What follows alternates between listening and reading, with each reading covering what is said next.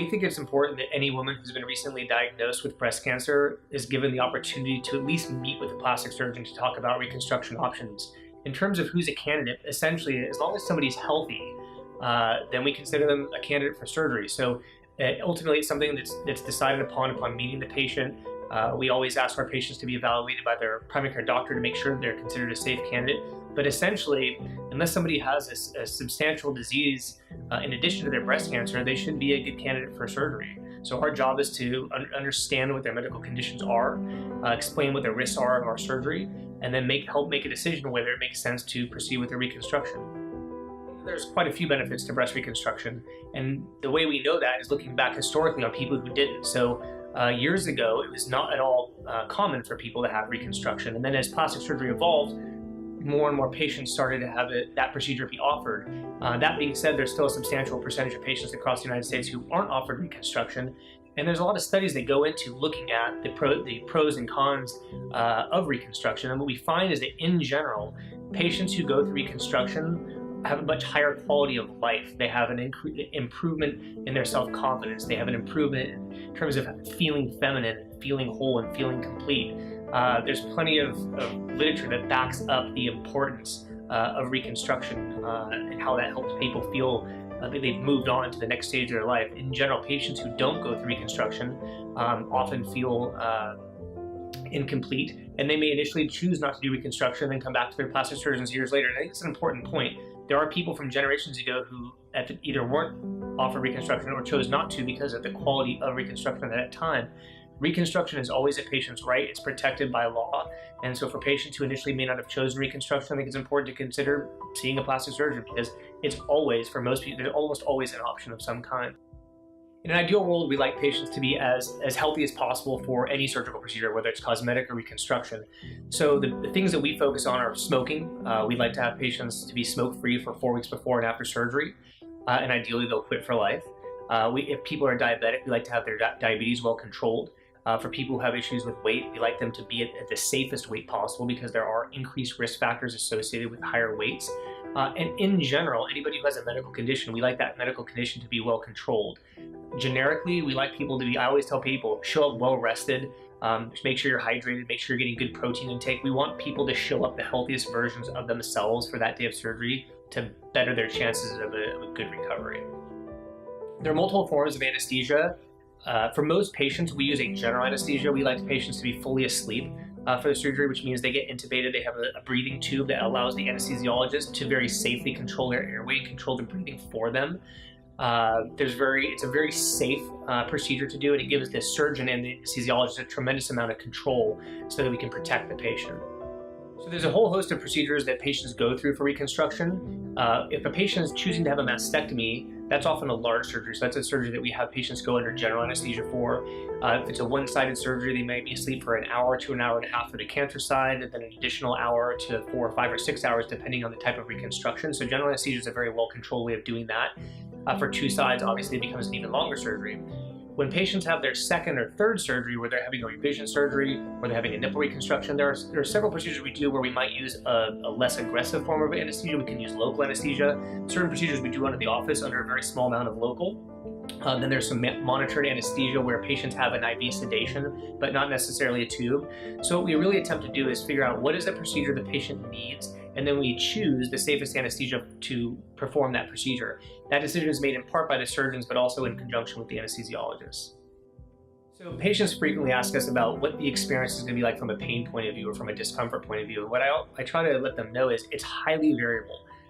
We have patients where they don't take a single pain medication even after a mastectomy, to patients who need pain medication for 3 or 4 weeks. The experience is different from patient to patient. I think that we're very good about managing control. In the early phase, we work really closely with our anesthesiologists to do specialized blocks. We use a lot of local anesthesia to try to control that early discomfort. Patients always go home with a muscle relaxant and one form of pain medication to really make them as comfortable as possible. I think in general, although patients certainly share the discomfort they have, I think most patients end up being surprised by the amount of discomfort that they have. They're usually pleasantly surprised that it's not as awful as they're expecting. And we try to prepare them for that. And when they do have discomfort, we manage very tightly the medications to keep them as comfortable as possible. But in general, most patients are off medications within 2 to 3 weeks of surgery and back to either Advil or Tylenol or nothing at all. Different procedures are associated with different lengths of time in the hospital. There's a lot of surgery these days where patients don't even stay. So years ago, people, no matter what the surgery was, patients stayed in the hospital from 1 day to 10 days. There's more of a push to get patients out of the hospital. And one of the reasons that the hospitals attract patients who are unhealthy and infections can get spread throughout a hospital. So we are very incentivized to actually keep people out of the hospital. One of the main or only reasons we actually admit people is really for pain control. So when we exercise good pain control methods, we're often able to keep people out of the hospital. For things like breast reductions, oncoplastic surgery, the patients almost universally go home.